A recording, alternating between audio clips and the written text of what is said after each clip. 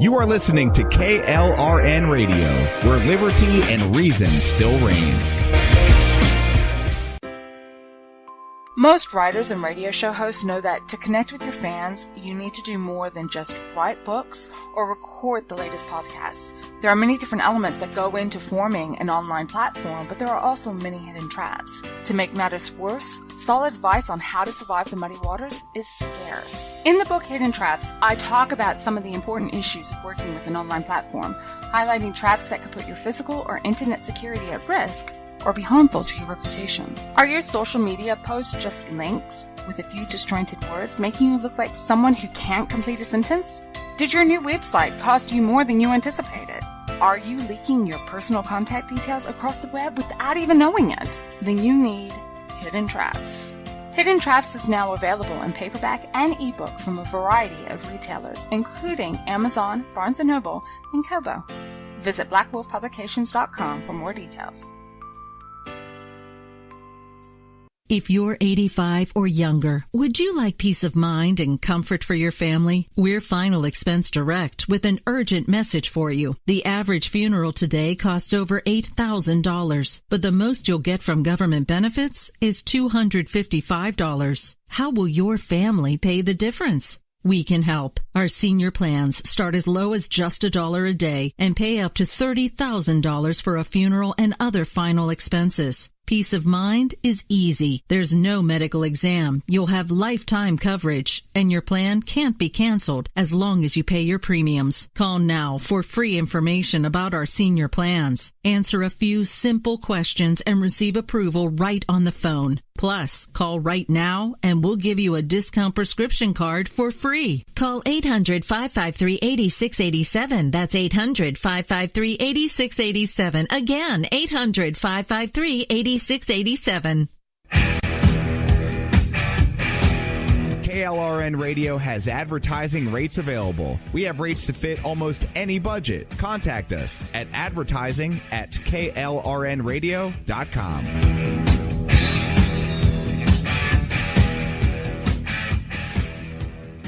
Everyone loves liberty. Our rights come from God, not the government. So why are you letting other people tell you what's best for your healthcare? Exercise your freedom with Liberty Health Share. Liberty Health Share is a community of people who voluntarily share one another's medical costs. Liberty Health Share is founded on the idea that most people truly want to help one another. Healthcare sharing allows members to do just that as a true community that supports one another in times of need. Liberty believes people should make decisions for themselves and their families. Members are able to take back the freedom to make their own decisions about their healthcare. Freedom from guilt or doubt about how your money is used. You have the freedom to direct your healthcare, not to be dictated to by bureaucrats. Stop letting others tell you what to do and join a community of like-minded people. Exercise your freedom. Join Liberty Health Share and take back the control of your healthcare while helping those around you. Call Liberty at 855-58-LIBERTY. Again, that's 855-58-LIBERTY for more information, or you can check them out at libertyhealthshare.org. Again, that's libertyhealthshare.org.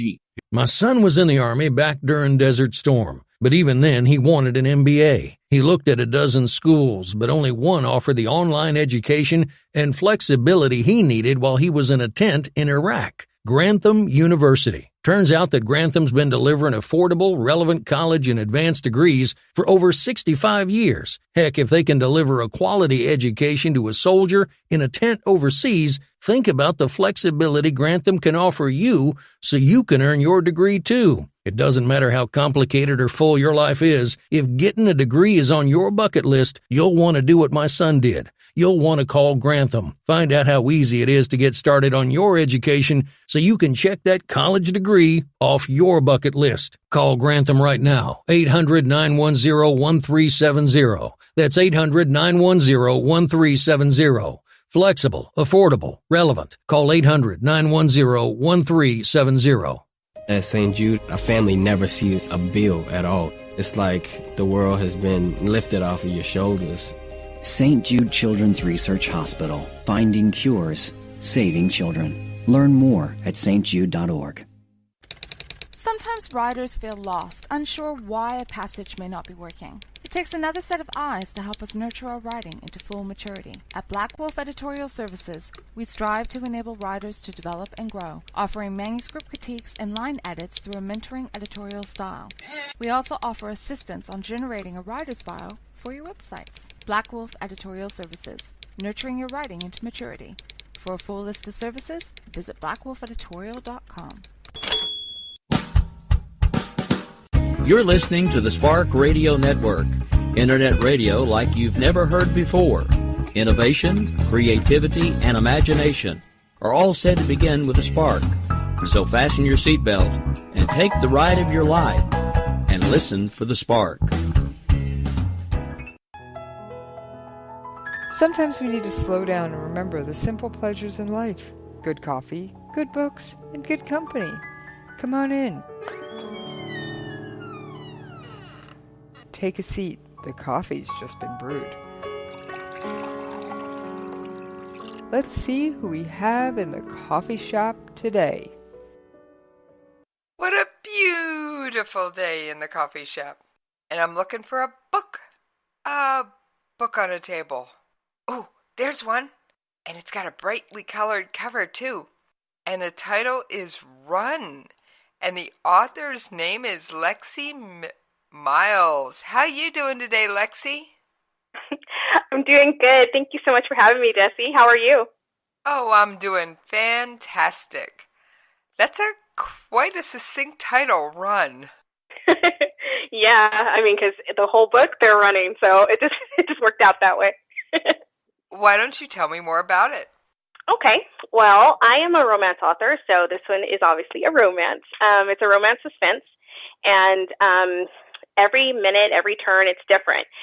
Literally, I wanted to throw the reader right into the story, and this couple has just been married, and she thinks she's married to a mild-mannered businessman. However, he ends up not being that at all. So they're in their honeymoon suite. She hears a knock on the door. He's gone downstairs just to go grab some toothpaste, and when he gets back up, he knocks on the door frantically, and she's like, "What's going on?" He's all, "Babe, I got some stuff to tell you, but we can't talk about it now. We've got to go." So it just literally throws you right in there because his life, his other life has caught up with him, and they've got to go. Wow. Yeah. I can't imagine dropping that kind of a bomb on somebody. Yeah. And believe me, she is mad, but at the same time, she doesn't have time to be mad. She just has to go with it because it's like a life or death. And during the book, she has to kind of really get to re-know him. And so it's lots of fun to see if she really loves this guy or the one she thought she was marrying. And it's a lot of fun. This is one of those you know how you have like a book that you're reading and you have to turn the next page? Yes. Uh-huh. So when I was writing it, I literally had to stay up later just to see what I was going to see. I was like, what's going to happen next? So that's how I felt. So I just know anybody reading it is going to love it because it was so fun to write. I hope that they have that same feeling when they're reading it. Well, I believe it's a Robert Frost saying that's often quoted, "No joy in the writer, no joy in the reader, no surprise in the writer, no surprise in the reader." So I think you're on the right track there, Lexi. Well, it was a lot of fun to write. It was, it has like all those different things, and it's just a way for her to really get to know him. And it's kind of a parallel. Of course, it's a little more extreme, but it's kind of a parallel of when you marry someone, and then it's a little different once you're married or you're with this person for a while, who they really are. So it's kind of like that, except for it's done with some super spy stuff, so it's kind of fun. So how did you research that super spy stuff?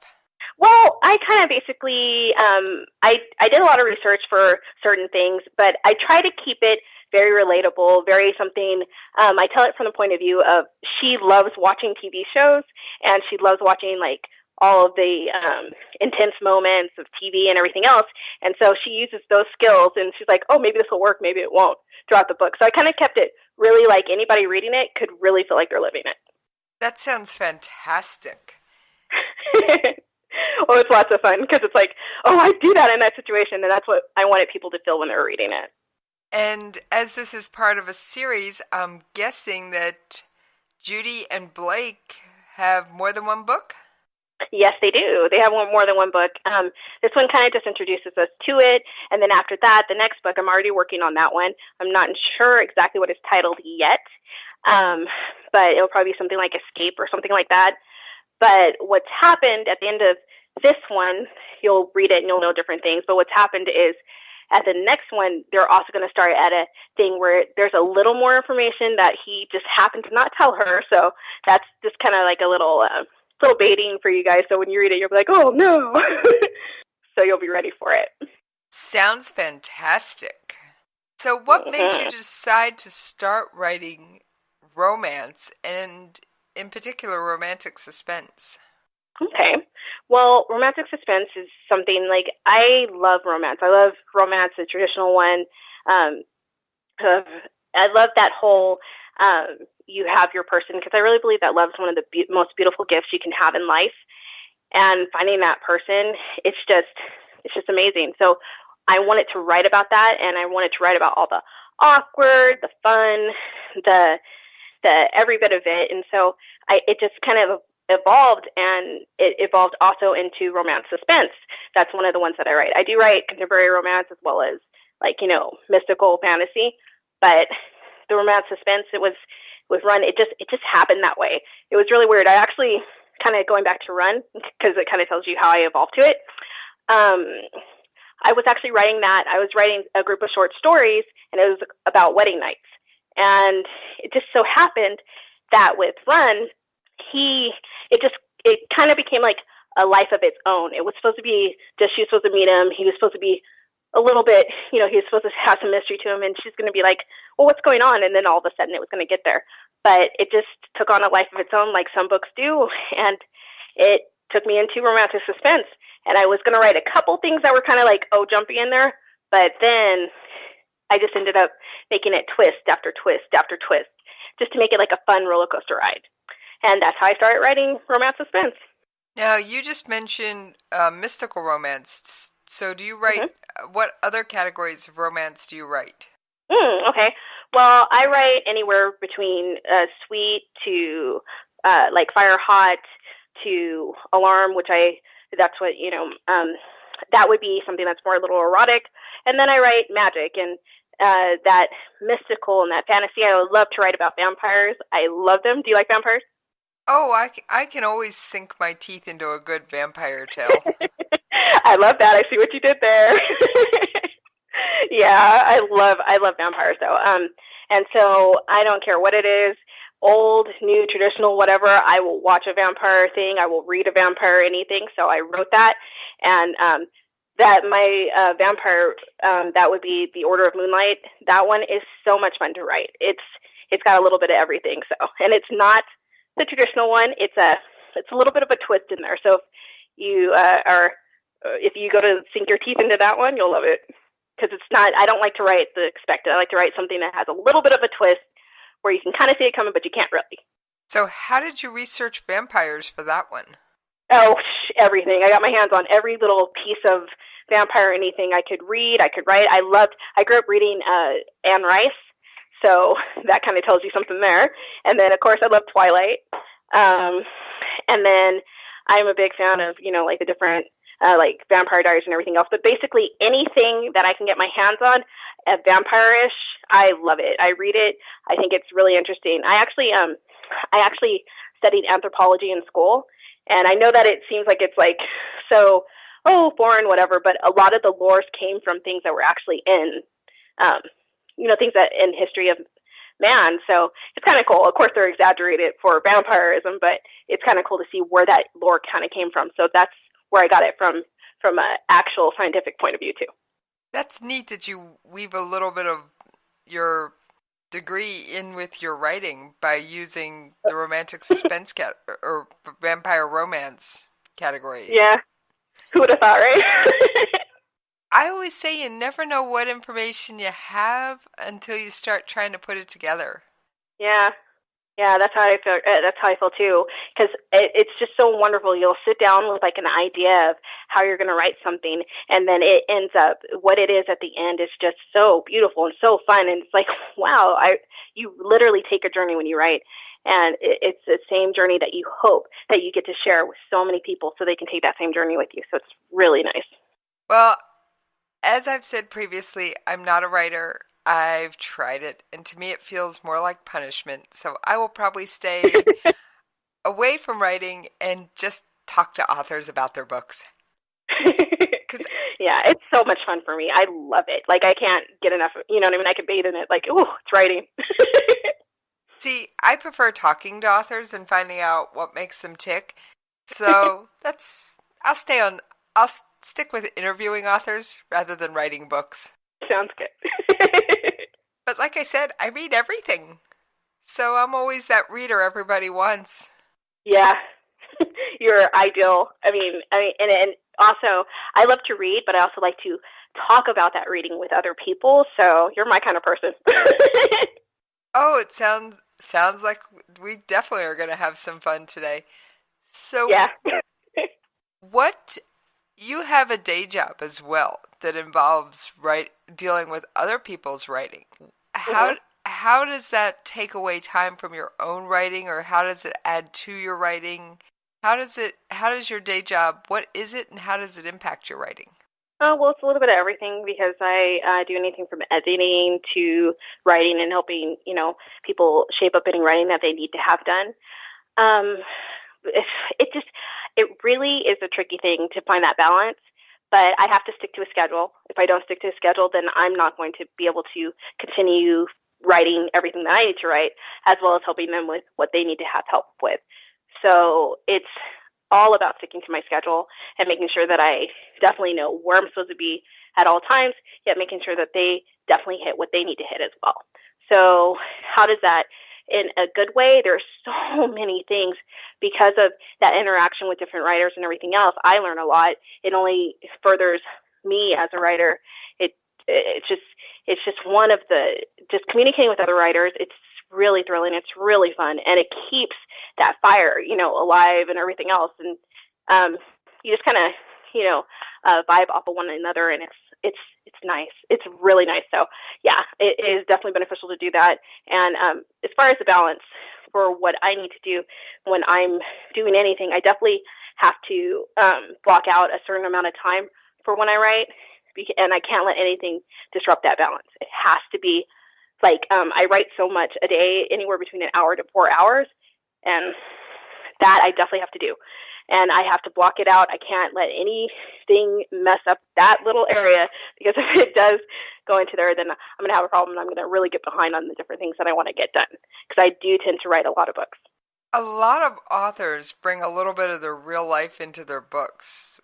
What have you brought in your romance writing that readers might find interesting? Well, a lot of it's honesty. I bring a lot of honesty into it because in any relationship, of course, there's going to be a little awkwardness. So that's definitely there. That is definitely something that I definitely put in there. I also sprinkle in a couple little fun facts, like in one of my books, it's in Custom Fit, but in that book, I talk about two little Yorkies, because I have two little Yorkies, and I like to put those little moments in, those special moments where she's concerned about, she's got to make sure her little Yorkie gets fed or something like that, because it just, those little tidbits, those are those things that, I don't know, I connect with when I read a book. I'm like, I know, I do that too, or, different things like that. And I also like to throw in different pieces of advice that I've gotten over time. Like, I had a teacher who gave me advice on, she's actually an English teacher, probably how I also got into writing, but she told me that, life has layers like a sundae, and some of them are tart, some of them are sweet, but all of them make it worth living and enjoyable. And that kind of stuff, I like to pass on those tidbits, so I'll sprinkle that in. Just all kinds of things. So you have Yorkies, and your Yorkies have found their way into your books. Yes. They find their way into everything. No, but they're wonderful. They're actually named Harley and Ivy, but they're just so cute. They're little villains, and I love them. Now, we've talked a lot about you keeping to a strict schedule, so are you one of those writers that you know exactly where your book is going before you sit down to write it? Or do you let the characters are you more of the pantser that lets the characters run away with the story, or are you what I call the hybrid, where you've got a couple of key points plotted out, this has to happen, that has to happen, and in between you let the characters take off? Yes.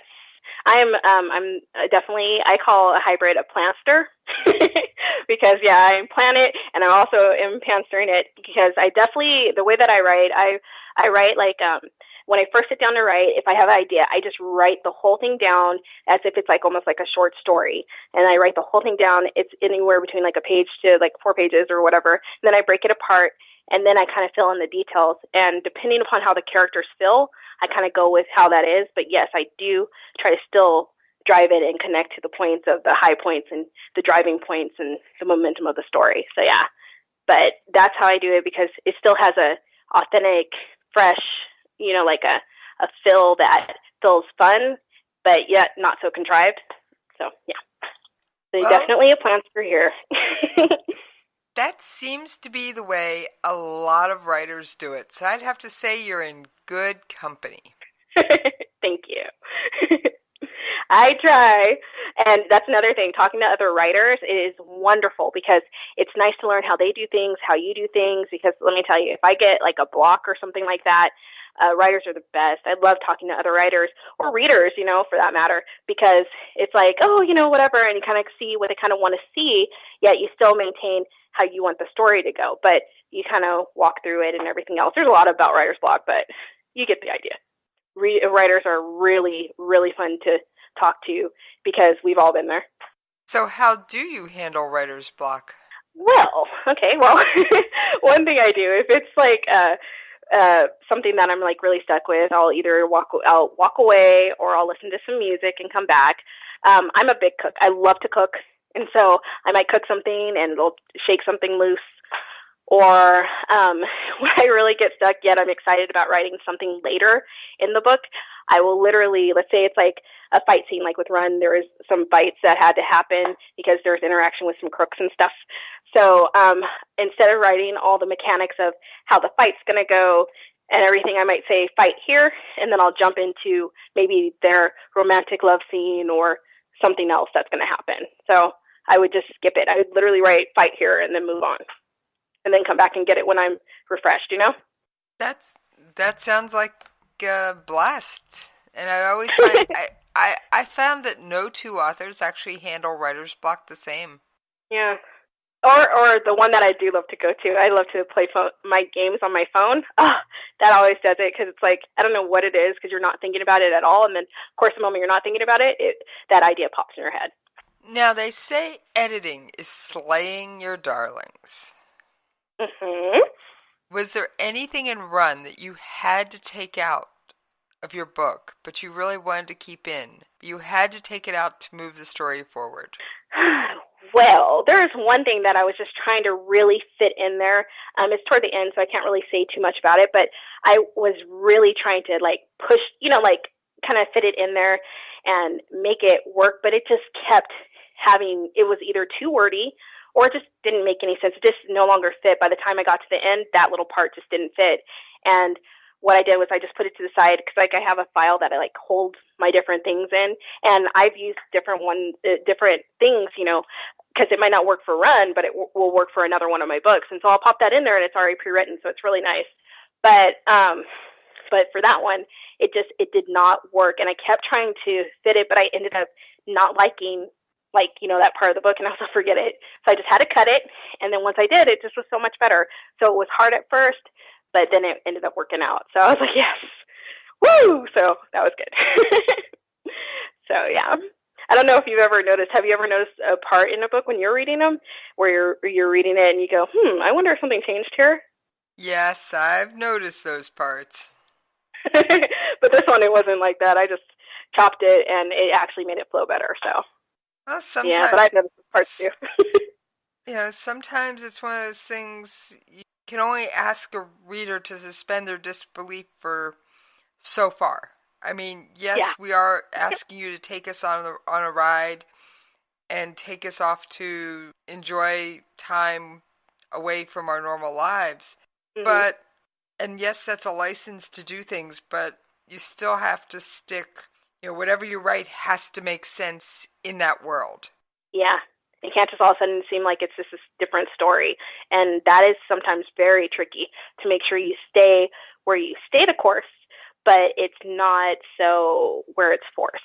That is when it's not fun, and it's not fun for anybody. So I try to definitely, if I have to slay a darling, then they got to go. But one thing I will say that was a surprise in Run that I wasn't expecting was there's a character in there. Her name's Ramona, and she was really unexpected because I didn't know how I was going to write her. And so I'm not going to say if she's good, if she's bad, or if she's whatever. However, I will say she was so fun to write because she is a little dark. So she is so fun to write, though. And I was like, oh, wow. And it's nice when you do stumble upon something that you might have taken something else out that you really wanted, but then something else introduces itself. And she was supposed to be just like this minor character, but she ended up really helping the story power on. And so that was nice. So is it fun when you find these little writing gems that you didn't know existed, like your character Veronica? Is that when it becomes fun for you? Oh, yes, definitely. Because, oh my goodness, definitely. Because when I'm sitting there, I'm reading these, I see these different people. It's almost like meeting a friend you're not expecting, and you just get on really well with them. That's how it feels like when I'm writing anything that I'm writing or anything like that, and I come across one of those gems, and it's like, oh my goodness. Because another one of my books, there's a guy that I talk about that's in Custom Fit. His name is his name is Groans. That's his nickname anyway in the thing, and it kind of reminds you of Lurch. He's always so, whatever, but he is just one of those characters. He's just one of those characters that were just, he's just somebody I came across and then just expanded him. And there's some people from life that who do those things, and it's so nice just kind of giving a nod to someone special in your life that has impacted you, and you can put them in there, and this is my opportunity to actually do that, So, yeah, those are wonderful to come across those gems and to share them so everybody else can kind of say, oh, I know that somebody like that. So how many of your friends and family have unwittingly found their way into your books? Oh, as many as I can. Look out. I mean, I'm telling you, if it's a male person, look out. They might even make it. It's the writer's life, So do you try and make all of your characters have a really compelling backstory, or is that just reserved kind of for the main characters? How do you work backstory in? Because I don't want to sit there and read, and I don't think any reader does, 5 pages of backstory. Yeah, no. I learned the power of conversation. A lot of times like in life, I just think about it, like, how do we actually find out someone's backstory? I think about that, and so I kind of incorporate it like that, through talking. There's so much you can do through talking versus just sitting there talking at the reader versus having the reader actually live it and experience it and meet that person for themselves. So I like to incorporate it and kind of fold it in that way. So if it's someone that someone's going to get to know about, then I want to make sure they know about them the way that you would literally get to know someone that you're meeting. But let's see, as far as, can you hold for a second? Sure. Sorry. Okay. Can you remind me of the top of the question? Because I definitely want to say the answer. What was the one thing you said one more time? Yeah, so as far as backstory for all of my characters, I definitely like to know it. I might not spill it onto the page because, that, like you were talking about, that would be so boring. It would be like, okay, and you'd really want to skip ahead. But no, I try to make sure that I do know it, though, in the back of my mind, even if I don't know, like, the long run of the story, as far as each tiny little character in there. I do have an idea. I'm like, okay, that's like that person that I met at Starbucks at one time, da-da-da-da. But I have it in my head at some point. I do know that each one of these characters are not just a name on the page. They actually are living people. I think it's I've heard it described as the iceberg. The book is the top 10% of the iceberg, and that's what the reader eventually sees. But you need to know all the parts of the iceberg. What the reader sees, that top 10% that's floating above water. And then you also need to know the other 90% that's hidden from view. Yeah, no one wants to know that part. No one wants to know that 90%. Well, very scary. The writer might want to know because it may lead them down a path that they hadn't thought of. Very true. But you don't want to necessarily info dump it, from what I'm understanding, because goodness knows I try and skip info dumps myself. Yes. Because, I mean, like, how much do you need to know about to a certain degree. I mean, if the flower, let's say we're talking about a rose, if the flower is, like, beautiful and everything else, if I'm going to bring it back up later and say, oh, this is that moment that, you know, he thought about that detail about her, yeah, I'm going to talk about that a little bit more. But if it's just, that's a beautiful flower and I'm kind of just setting the background, I'm not going to go into the history of the flower and how, when, you know, that got planted and all that. I'm just going to, you know, I'm going to just say it's a beautiful rose, describe the color and keep it moving, you know? And I think that sounds like a great mix because you don't necessarily want to drive your reader crazy to where they're going, okay, I don't need 3 pages describing a dozen roses that I'm never going to hear about again. Yeah, that's why it's really good that I read a lot and I know what I like as a reader, and I kind of keep that in mind when I'm writing for someone else because, you know, I want people to be entertained and get something good out of it, but not bored, you know? I don't think anybody, well, all right, there are some quote-unquote boring books I will read, but they're usually nonfiction that interests me. Mm-hmm. But I don't think anybody other than a botanist really wants to know all the details about the flowers. Yeah, no, I don't think so. Even though there's very interesting things, like I have gone down the rabbit hole. When you're writing, it's so hard not to go down the rabbit hole of all of the research and everything you can learn because I love to learn. So my mind is wide open. So if I see something, I go down the hole. I'm like, how far does everybody want to go with me? You know, but yeah, definitely. If I'm going to bring it up, I know something deeper about it, you know? So what was the one detail you've chased for any of your books that just you really wanted to get that detail right and it was an elusive fact? Okay. Well, when you said it originally, I mean, this is not that deep or that elusive. However, in one of my books, I was talking about a guitar. And let me tell you, no one needs the history of the guitar, but I dove right into it about the strings and like a specialty one. I basically based it off of an Eric Clapton guitar because he has so many. I mean, it's really unique to find out about the different guitars, but I really wanted to get that right because it was really important and it was a moment of intimacy. It was in Custom Fit, and when I say intimacy, I don't mean the actual physical act. I mean of the couple actually nurturing the relationship and getting to know each other. And so that string and that, all of that, and going into the whole how that particular guitar was made and everything. Oh, it was so interesting because you can really, again, I studied anthropology, so for me, seeing the history and understanding how different things have shaped and different, you know, they've really come from modern, you know, from back in the day to modern times. It's really interesting. And that guitar kind of took me on that tour. So I did go down the rabbit hole of that one. And it was just really, I love music. So it was very, very thrilling. You mentioned that you often write while listening to music. What's your favorite type of music to listen to? Oh, goodness. Okay, so it just really depends. So one thing that's just kind of general across the board, I love Kylie Minogue because she has upbeat songs and then yet she has some that are a little more romantic and some that are a little more sensual. So she kind of gets the wave. And I'm kind of a very upbeat, chirpy kind of person. So that I definitely listen to Kylie because she can kind of get all of the emotions. However, I do listen to different ones. It just really depends. So if it's let's say the person's like kind of dodgy or a little sketchy, I like listening to more of something that kind of notes that. I do have other author friends who do playlists of their different characters. Have you heard about that? I don't think anyone's brought it up on air. Why don't you explain it? Okay. Well, basically, you have a character and you will pull different songs that really describe and make you feel how that character is. So when you're going to write different aspects, you listen to those different playlists. For me, I kind of do it more in general, but I definitely am thinking about getting into doing that because it is so easy to really, you know, like music really can set the tone. It can really make you feel like, oh, and the words just pour out that way. So that's, you know, so I listen to that.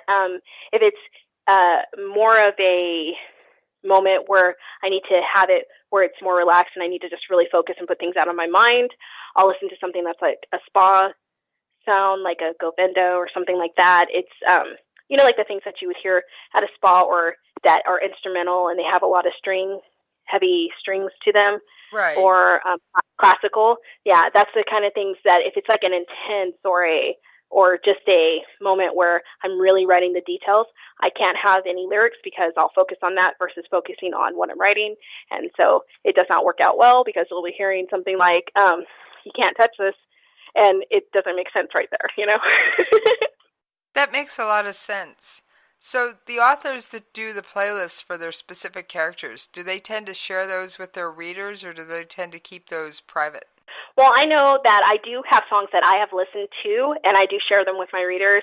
I have a YouTube, and I will share something like that over there on YouTube. I have like a whole playlist that are just songs that I like, and I'll say something, I'm writing, this is one of the songs that I'm writing to. I'll share it on my Twitter, I'll share it on different things, but I'll share it on different things just so people are a part of the experience, not just after the fact going, oh yeah, I listened to some songs, and it's like, well, what is it? I like to be inclusive. I like to really make sure people can take the ride with me and really feel it, and I think music is a huge aspect, kind of like the soundtrack behind. So if you're sitting there, you're reading, I might mention, I'm kind of listening to something in this vein while you're reading the story, and then you'll be like, you can turn it on and actually feel the same thing. So, yeah. That sounds absolutely amazing. Almost like you're trying to help us set the movie in our heads. Yeah, that's exactly it. The idea is I want it to be where the words are not only just something that you're reading and you're feeling, they're actually playing out before you, and you feel like you get to experience every bit of it. So that's the idea. That sounds fantastic. Well, speaking of experiences, we have reached that wonderful point in the show where it is time to take a commercial break and pay those radio station bills. So, Lexi, I'm going to pour you a nice fresh cup of coffee. Ooh, sounds great. And we will see you on the other side. Most writers and radio show hosts know that to connect with your fans, you need to do more than just write books or record the latest podcasts. There are many different elements that go into forming an online platform, but there are also many hidden traps. To make matters worse, solid advice on how to survive the muddy waters is scarce. In the book Hidden Traps, I talk about some of the important issues of working with an online platform, highlighting traps that could put your physical or internet security at risk or be harmful to your reputation. Are your social media posts just links with a few disjointed words, making you look like someone who can't complete a sentence? Did your new website cost you more than you anticipated? Are you leaking your personal contact details across the web without even knowing it? Then you need Hidden Traps. Hidden Traps is now available in paperback and ebook from a variety of retailers, including Amazon, Barnes & Noble, and Kobo. Visit blackwolfpublications.com for more details.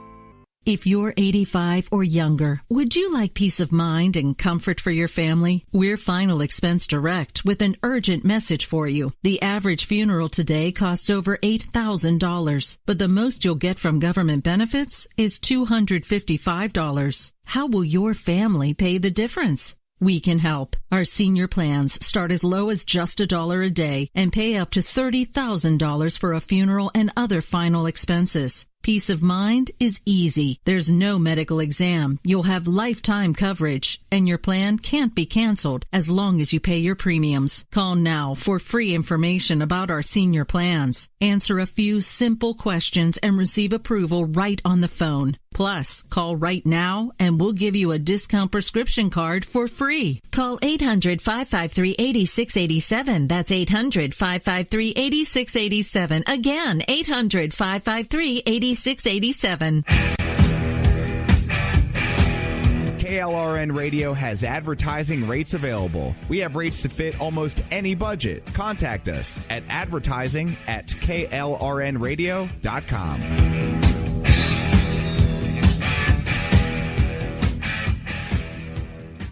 Everyone loves liberty. Our rights come from God, not the government. So why are you letting other people tell you what's best for your healthcare? Exercise your freedom with Liberty Health Share. Liberty Health Share is a community of people who voluntarily share one another's medical costs. Liberty Health Share is founded on the idea that most people truly want to help one another. Healthcare sharing allows members to do just that as a true community that supports one another in times of need. Liberty believes people should make decisions for themselves and their families. Members are able to take back the freedom to make their own decisions about their healthcare. Freedom from guilt or doubt about how your money is used. You have the freedom to direct your healthcare, not to be dictated to by bureaucrats. Stop letting others tell you what to do and join a community of like-minded people. Exercise your freedom. Join Liberty Health Share and take back the control of your healthcare while helping those around you. Call Liberty at 855-58-LIBERTY. Again, that's 855-58-LIBERTY for more information, or you can check them out at libertyhealthshare.org. Again, that's libertyhealthshare.org. Sometimes riders feel lost, unsure why a passage may not be working. It takes another set of eyes to help us nurture our writing into full maturity. At Black Wolf Editorial Services, we strive to enable writers to develop and grow, offering manuscript critiques and line edits through a mentoring editorial style. We also offer assistance on generating a writer's bio for your websites. Black Wolf Editorial Services, nurturing your writing into maturity.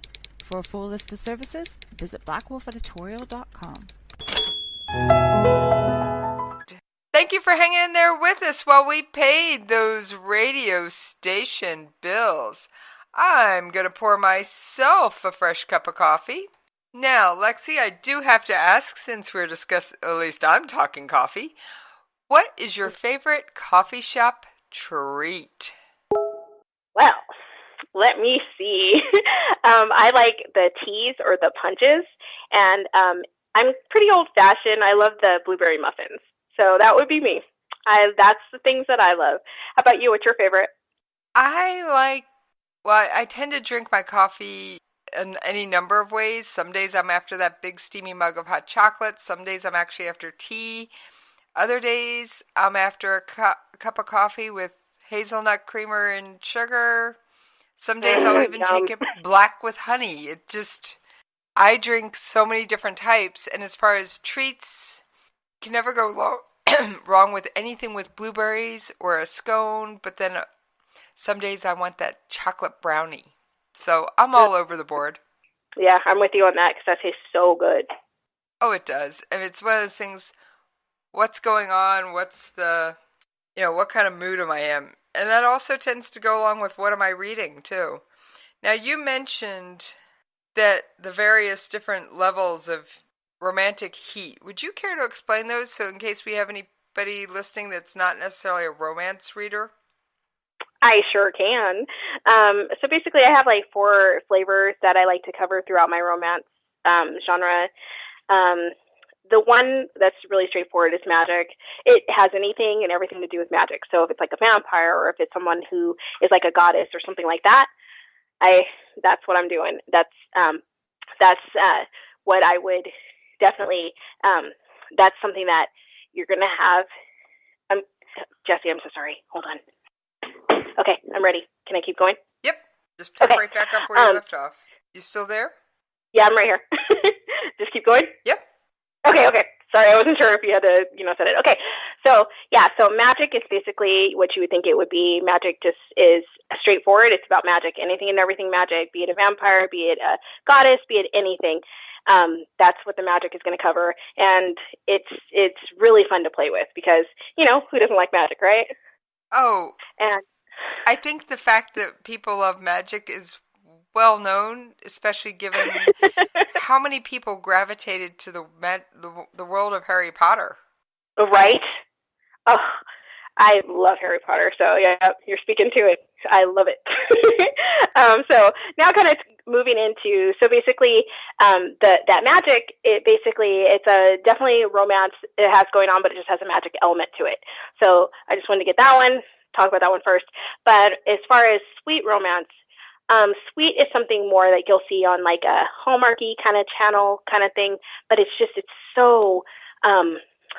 sweet ones. It's just about this nice attraction, and maybe this person has, they had a romance back in the day, but then they kind of light it back up, but it's nothing too serious, nothing too beyond a kiss, that epic kiss at the end.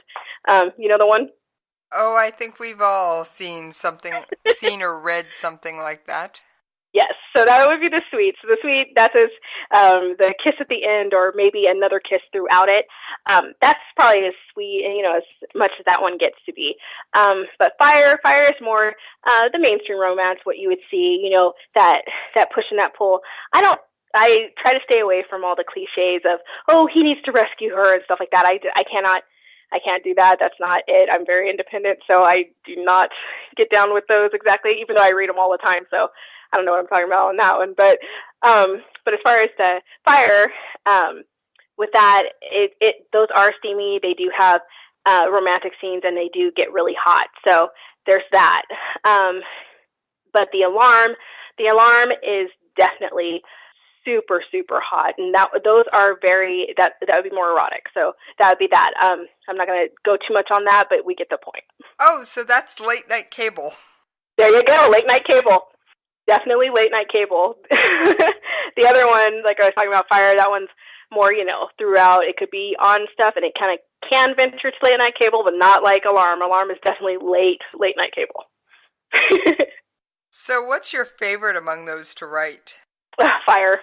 I like that because some moments can be sweet, some can be a little more intense, but fire is kind of like the middle of the road, and it's lots of fun to write because then I'm not trying to make sure I don't get too hot and I'm not so hot. It's more about like an evolution of how the couple is, and there's hotness in it, but it's also more of it also has story too. Alarm is more, hey, it's real hot, and then sweet is, oh, we're so sugar sweet, So it's nice to write fire because it's actually a little more true to life. So do you find yourself writing more fire than you do sweet or alarm or? Not intentionally, but yeah. I have a lot of my titles, they're fire. And is that where Run falls? Yep. Run falls in fire. Yeah, it falls in fire. The other one that I had that can go alarm a little bit is The Order of Moonlight. That's magic, but it still can go a little alarm here and there, but mainly all of them are fire. So how do you handle crafting these scenes so that they're still intense, but they don't venture too far into late night cable? Well, I might say something like, it might get a little warm, and of course we all know when we're writing something that's a little steamy, a lot of the coming up to it is very steamy, so you have to be careful there too. You can't really, you can really pull on it, but how do I venture for it? I have an idea that there's certain things that I'm not going to write for something that's fire, that it just definitely, I have certain listed words because I worked with publishers and everything else, and there's certain things that they go, hey, this is definitely going to be erotic, this is definitely going to be, mainstream. So I try to keep to that, and so I definitely do that.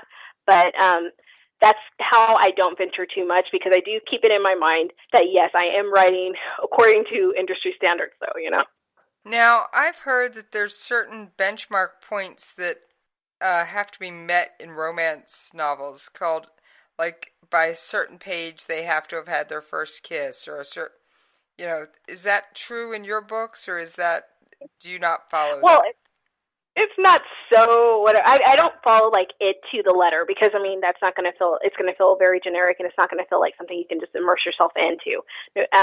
I do try to make sure that there's certain things that do arrive, because, just for pace, if certain things haven't happened by a certain point, if you're reading, you're going to get bored. So I want to make sure that definitely they've met by a certain moment, and that you kind of have an idea who they are pretty early on in the book, how they relate. I have one book that I've written, and it's Too Much Trouble, and they are at each other's throats in the beginning of the book, so you definitely understand that it's going to be a push and pull. But I want people to absolutely know what's going on for the beginning. And then when I get to a certain point, there's going to be that mid-mark, yes. And then, of course, there's going to be that moment where the fallout, it's like, oh, someone did something, and then definitely the conclusion. So I do have a formula that I do kind of stick to in my mind, but it's just because that's what happens in romance. but not so much, oh, this is definitely point A, B, C. It's very fluid. Okay, well, I was always wondering how romance writers handled that, because it's one of those things. I read enough of them, but I don't sit there and analyze them. I don't Gotcha. sit there and, oh, well, when I saw this, it was on page X, or no. It's just, I definitely don't want it to be that. I want it to be fun and natural. So let's say a kiss I do want them to have a kiss moment. I might have that happen. Some of them are early on. Some of them might be a dream, but I still hit it. You know what I mean? But not in some, this is generic. Of course we knew this was coming, Not like that. I like it to be fun with a twist. Have you ever had to throw a bucket of water on any of your romance books because you slipped across the lines? Yes. And that would be one of those moments where I chop it and I go, okay, extended scene. That's something that you can get like in a newsletter or something. I might say, okay, if you want to read something hot or something like that, because I have like a private little chat room that my big time readers, they can definitely go over there and kind of read different edited scenes and stuff. So yes, I might cut those moments. So I might say, okay, hey, this is a little more. And my readers know, so they'll pop over there and read it over there versus in the book. But yes, I have had some of those moments. I'm like, here's that water, here's some ice, even. So there is the occasional cold shower. Yes, at least for the author. Definitely. And when you're writing these things, does it take you off? Sometimes do you get so involved in the writing in the dreamland that you're writing and you're having fun, but do you sometimes just wish you could go on the adventure that you're writing? Oh, yeah, all the time. And it's just that way. I mean, don't you feel that way when you're reading? You feel like you kind of are like, oh, I'm in that world. It's just nice. I mean, that's when you really have magic. You have something there because you want to kind of venture off into it. What is the one piece of advice you would give someone who wanted to get into writing romance? Okay. Write the book you want to read. That's majorly it. There's so many other things I could say, but I would definitely say write the book you want to read. And so if there's something that you're like, oh, I wish they really did that, write it. That's what I would say, because that book needs to be out there, and that's exactly what you should write, something that you are absolutely thrilled about, because when you get like any kind of review either way, doesn't matter, because you wrote the book you wanted to read, and you absolutely will love what you have out there, and someone else will too. So write the book you would want to read. Now, if someone wants to get into that little chat room, is there a special formula for making their way into that chat room? Oh, yeah, you have to be a part of the newsletter, and then they get every month I give a new VIP passcode, and so they have to have the passcode to go ahead and enter it. But you can sign up for that easy. You just pop on the site and sign it up, and then you can get access to that. Okay, so it's not a super, super exclusive club. No, it's just because what's nice about the newsletter people that I get to talk with, I mean, those are my hardcore readers. They like absolutely love everything, and we get to talk and we get to really know each other, and so it's just so much fun. So yeah, it's nice. They can just go into there and take a look at it. It's just my way of saying thank you. And also, there's so many things that I might say, hey, so what do you guys want to see next? What's some book you would like me to write, or what would be something? And they really get their feedback. They really get their say. And I totally listen to it. And so that's the books that I love to write, because I know they're going to love it, Well, you just answered my next question. How much does your reader impact reader? A lot. Yeah. So yeah, they affect a lot. I mean, because that's what I'm writing for. I mean, outside of me, I write the story. The reason why I gave that advice is because that's what I actually do. I write the story I want to read, and I take that into account. So I'm like, so what do my readers want to read? What do they want to see? What do they want to see more of? What would they wish that, going back to Run, what do they wish that Blake did or Judy did, or do they agree with that? And I've had people say, she's pretty mature to be the way that she is, and it's like, it's so true. You put different things in perspective and stuff like that. So that feedback is great, and I love it, and I take it forward to my next books. Have you ever written a character that your readers just said needs to go, get rid of them? Yes, and a lot of times, some of my readers have said that about certain people, but also, but they're like thrilled with how the wrap up. So like some of my villains, they're like, these people need to go. and they can't stand them. But the way that it comes up, they're up and comings, it's satisfying. So yes, I have had that. And then I also, usually I work with a couple editors, and they'll read it and give me feedback on different things. And if they're like, I hate this person, I'm like, oh my goodness. Like, it's really, you never know when you put it in front of somebody what they're going to think about it. And when they go, oh no, you know, you're kind of like, oh, I didn't really think that was bugging that bad. But yeah, I do take it into account, and they got to go. I'm glad you brought up editing, because I don't think the average reader understands what a crucial role that plays in the final book that they get their hands on. Yes. It is definitely a different thing, all, like, because I work with NaNoWriMo, and when you write something like that, like, you just, like, blast through and stuff like that just to get to the end of the book, and then you go back and read it. If I didn't edit it, it would be a nightmare to read. I promise. Now, you just mentioned that you work with editors. Yes. Now, I just want... when you say editing, everyone always says, oh, proofreaders. Uh-huh. Is there more to editing than proofreading? Definitely. There's context, and there's a lot to editing. It could be something as simple as proofreading. So I might have somebody who might just take a look at that. You know, they might take a look at it and say, okay, so I caught a couple things here, a couple typos or a couple things. And then you have somebody who will go through and take a look at it and say, the pace of this is not really as fast as it could be, or if you said something like this, and they'll do some suggestions and stuff like that. Or it's a lot to it. It's like different intensities of someone who's going to take a look at it, and it's a different type. I have one person who looks at all of those things, and so it's nice and cohesive, and it makes sure that, you know, I don't call someone the wrong name or something like that. They look for that too. So I mean, yeah, it's huge. I mean, because if not, sometimes those books could be really they would not be fun to read.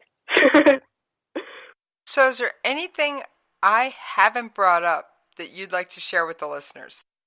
Just the fact that I just want to say thank you for listening, and, you know, and thank you too. Other than that, one thing I did want to say was, I definitely want people to hang out with me on my newsletter, but I already kind of talked about how that's my chance to really be able to get in touch, and I love talking to my readers, and that's like my big time, my chance to really be able to say, hey, what are you thinking? What are your thoughts and stuff? So that would be it. Well, I have one last question for you. And yes. How do you get your covers? I mean, yes, they are somewhat the romantic cliche with the topless guy. But how do you come up with your covers? You know, it is a range. I mean, I have to be moved, because I have some where they're in tuxedos, because I have the Prince one that I have that's coming out, you know, because of the royal wedding. I was very inspired. But they're in tuxedos, and some of them are with that. How do I find them? Basically, I have some photos that I take a look through, and whatever really speaks to me and pulls at me, and it says, yeah, that's the story, that's it. Some of them inspire me to write a story, and others are just like, that is exactly him. So that it just really, it has to really move me. If it doesn't, then I don't want it. So yeah, so that's how I get it. And of course, you want the guy with the shirtless off, you know, because, you know, you'll be looking at him throughout the whole book. I mean, I like to look at that. No, I'm just kidding. Hey, a little eye candy never hurts. Right? Agreed. Well, I thank you very much for joining me in the coffee shop. And before you go, I'd like you to give out your social media contact information. Okay, you bet. So the main places you can find me, you can find everything, would be LexiMilesAuthor.com. That's my website. If you go over to my contact page, you can find everything there. I'm also on Twitter. That's where I'm very, very interactive with everybody, and it's Lexi Miles Books. And my author page over on Facebook is LexiMilesAuthor.com.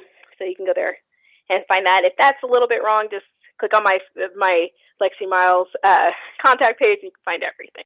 Well, I thank you very much for joining me today in the coffee shop. And I am going to pour myself a cup of coffee. Thank you so much, Jessie. Oh, not a problem. And I'm going to snatch that copy of Run off the table. And before I settle down into a great book, I want to remind everybody that you can find me on Twitter at Radio Host Jesse, and you can email me either at the station at jesse@klrnradio.com or my new email address of jesse@jessescoffeeshop.com. Yes, a special one just for you authors and listeners of and fans of books. And I will see you folks next time in the coffee shop.